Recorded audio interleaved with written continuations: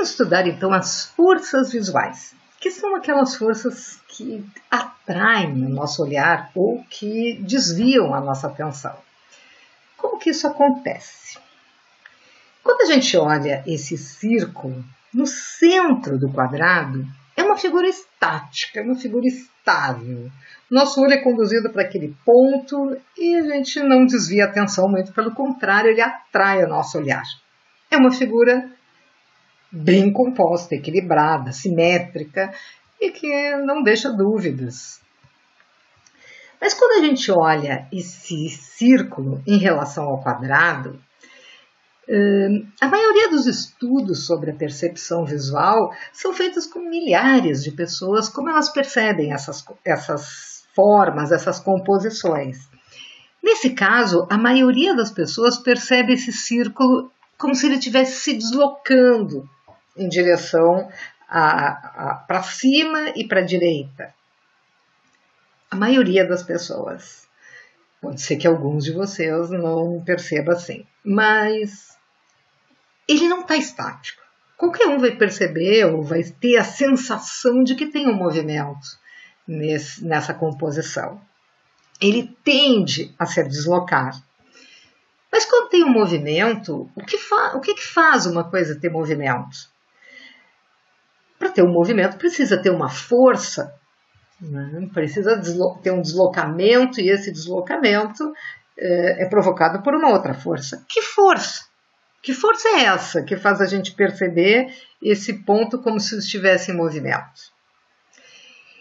Isso que a gente vai tentar entender em relação aos elementos da composição visual. A gente olhando essas duas formas, essa figura central e essa aqui, qual parece maior? Por quê que elas parecem tão diferentes? Na realidade, elas são do mesmo tamanho. É claro que os elementos ao redor transformam a percepção dessa imagem central. Então, existe uma força que é da relação entre os elementos. Também pode ser uma relação do espaço onde esse elemento está, né? A composição pode ser a influência de outros elementos ou do próprio espaço onde a figura está inserida. Qual dessas duas linhas verticais, essa ou essa parece maior? Por quê?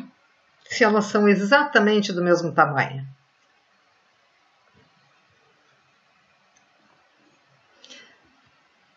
Realmente, os elementos têm neles próprios algumas tendências de direcionar o olhar ou de parecerem estáticos. Como o ponto, se ele estiver centralizado, ele vai parecer uma figura estática. O quadrado tende a parecer uma forma estável. As linhas sempre têm uma direção, mas principalmente as linhas inclinadas tendem a dar uma sensação de movimento. Elas são muito exploradas quando a gente quer dar ideia de uma coisa dinâmica, de uma coisa veloz. As linhas inclinadas, os fotógrafos, por exemplo, quando fazem fotos de dança, de trabalhos que têm movimento, eles geralmente pegam algum momento em que as linhas inclinadas são valorizadas. A própria linha, né? A gente sabe que a linha dá uma ideia de movimento porque ela conduz o olhar. Essas linhas curvas fazem com que a gente perceba essa imagem como uma imagem com movimento. O círculo também é uma forma que tem movimento nele próprio. É uma forma que conduz o olhar para esse movimento cíclico, como nessa imagem.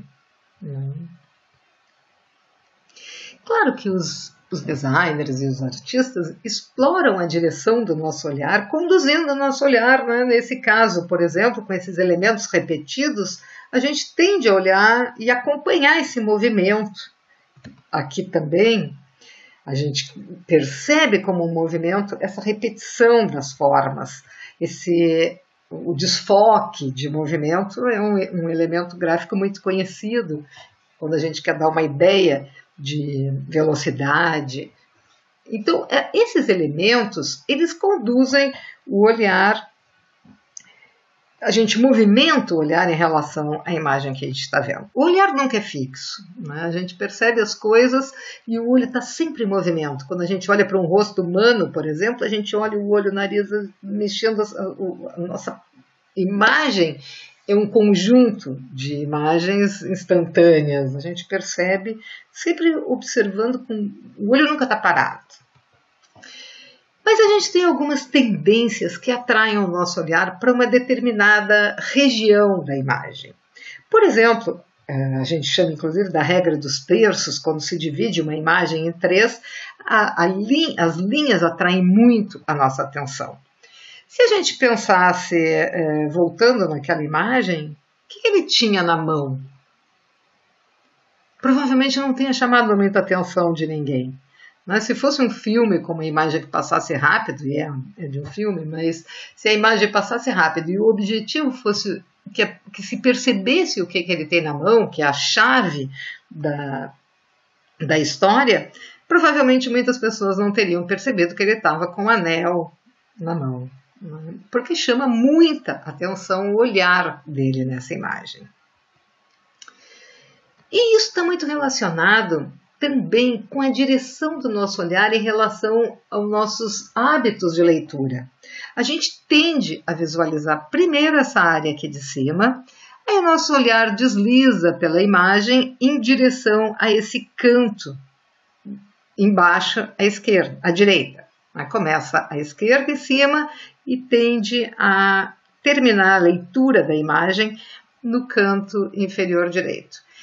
Então, a gente pode observar que essa composição da Capela Sistina, do Rafael, ela é uma imagem clássica, é perfeitamente equilibrada, visualmente uma composição precisa, que conduz o olhar para valorizar a imagem central. E esse vazio desse lado aqui, ele compõe muito bem, porque essa área tem um peso visual maior. A gente chama de peso visual a área que atrai mais numa imagem. A atração maior é um peso maior. Então essa região aqui tende a ter um peso visual maior, e a composição coloca essa imagem desse lado mais densa para compensar esse peso visual da direita. Se essa imagem fosse invertida, ela não tem mais o equilíbrio clássico. Parece que essa figura está voltada para fora da imagem. Toda a composição perde aquele equilíbrio. Esse lado fica completamente mais pesado. E esse não era o objetivo, evidentemente, nem os estudos dos clássicos. Então, a direção do nosso olhar determina muito uma composição e a forma que a gente percebe essa composição. Por exemplo, essa imagem explorou muito bem o movimento do nosso olhar, que tende a acompanhar essa imagem, essa composição. Agora, se a gente quisesse fazer uma composição que fosse mais assim, difícil, um movimento difícil, ao contrário, pé por pé, a composição inverteu a direção. Né? A gente tende a olhar com mais naturalidade um movimento da esquerda para a direita, essa aqui faz o contrário. Então ela contribui, essa direção contribui para que o movimento seja cuidadoso. Né? Nem sempre todo mundo percebe isso, mas a tendência é que se perceba como se esse viadinho aqui estivesse atravessando a imagem mais saltitante, mais leve, mais natural, enquanto esse vem mais precavido, mais cuidadoso. Nem todos percebem. Isso também determina muito as composições, por exemplo, de um site. Geralmente, a marca das empresas são colocadas aqui na área de cima, no início. A primeira coisa que se vê. De que se trata esse site? Do IFSC. Mas na publicidade, a gente pode encontrar propagandas que exploram exatamente o contrário. Essa imagem, ela instiga uma reflexão, não é? O que é isso? Da onde? Que imagem é essa? De uma camisinha cheia de tubarões? Lá embaixo, a assinatura que resolve tudo. A marca da camisinha. Muitas vezes a gente encontra esse tipo de solução gráfica em que a marca aparece no cantinho inferior da direita como uma solução. O olhar é conduzido para lá, não começa com a imagem. Mas são duas áreas muito fortes em uma imagem. Então a gente viu que tem uma tendência do nosso olhar de perceber as coisas dessa forma, varrer a imagem dessa forma. Mas tem uma outra característica da nossa percepção visual que é muito importante. Não é esquisita essa forma? O que é isso? Se a gente olhar essa mesma forma invertida verticalmente, a gente vai ver que é um 3. Um 3 tranquilamente, bem acabado, equilibrado. Não um 3 como a gente conhece um 3. Agora, quando a gente inverte e a parte mais pesada fica na área de cima, a gente sente um desequilíbrio, uma percepção, alguma coisa está estranha. Isso porque a nossa principal referência visual é a linha do horizonte. É a gravidade. As coisas mais pesadas ficam embaixo em uma composição. Naturalmente, a terra, o céu é mais leve. Então, quando uma composição tem uma área muito pesada em cima, a gente sente uma estranheza em relação a essa imagem. É claro que essas coisas podem ser usadas se o objetivo for esse. Mas não é uma percepção de uma coisa equilibrada. A gente percebe alguma estranheza nessa relação. Quando a gente fala em composição visual, o que a gente busca é um equilíbrio. O que a gente chama de equilíbrio visual. Essa imagem é uma imagem possível, mas é o exemplo mais perfeito do equilíbrio visual. Ela está perfeitamente equilibrada visualmente. Ela não é simétrica, mas ela conduz a uma ideia de equilíbrio que é muito instigante, né? Isso porque o que a gente chama de equilíbrio visual não é a simetria.